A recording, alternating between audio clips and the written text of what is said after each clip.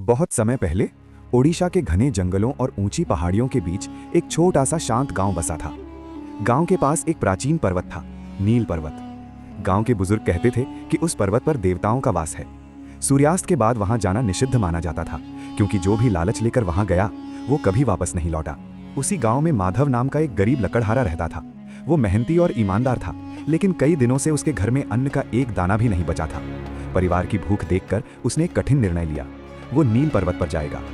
गांव वालों ने उसे बहुत रोका, पर मजबूरी के आगे डर छोटा पड़ गया।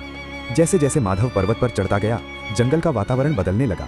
हवा थम गई, पक्षियों की आवाजें शांत हो गई और चारों ओर एक अजीब सन्नाटा फैल गया। तभी उसे दूर से घंटियों की हल्की ध्वनि सुनाई दी, जबकि वहां कोई मंदिर नहीं था। रास्ते में अचानक एक वृद्ध साधु प्रकट हुए। उनकी आंखों में अजीब चमक थी।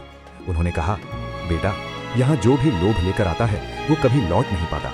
माधव ने विनम्रता से हाथ जोड़कर उत्तर दिया, मुझे धन नहीं चाहिए बाबा, मैं तो सिर्फ अपने परिवार के लिए लकड़ी लेने आया हूँ। साधु हल्के से मुस्कुराए और अगले ही पल हवा में विलीन हो गए। माधव स्तब्ध रह गया। क्या वे सच में साधु थे या कोई दिव्य शक्ति? थोड़ा आगे बढ़ते ही उसे एक चमकती हुई गुफा दिखाई दी। गुफा के भीतर स्वर्ण और रजत जैसी तेज रोशनी फैल रही थी। उसके मन में पहली बार लालच जागा। अगर मैं ये धन ले जाऊं तो मेरी गरीबी हमेशा के लिए खत्म हो जाएगी। जैसे ही उसने एक स्वर्ण पात्र उठाया, भयंकर गर्जना हुई। गुफा कांपने लगी, पत्थर गिरने लगे और चारों ओर भयावह आवाज गूंज उठी।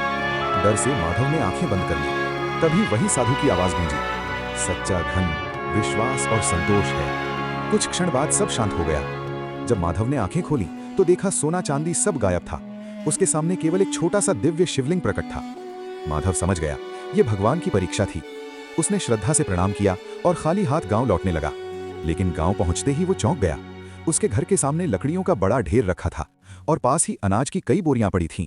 गांव वालों ने बताया, अभी थोड़ी देर पहले एक अज्ञात साधु ये सब देकर गए हैं। माधव की आंखों से आंसू बह निकले। अब उसे सब समझ आ चुका था। स्वयं भगवान ने उसकी सहायता की थी। उस दिन के बाद नील पर्वत का रहस्य और भी गहरा हो गया। लोग कहते हैं, जो वहां सच्चे मन से जाता है भगवान उसकी सहायता अवश्य करते हैं, पर जो लालच लेकर जाता है वो कभी वापस नहीं लौटता। अगर आप भगवान पर विश्वास करते हैं तो लाइक करें, सब्सक्राइब करके परिवार का हिस्सा बने और कमेंट में अपना आशीर्वाद लिखें।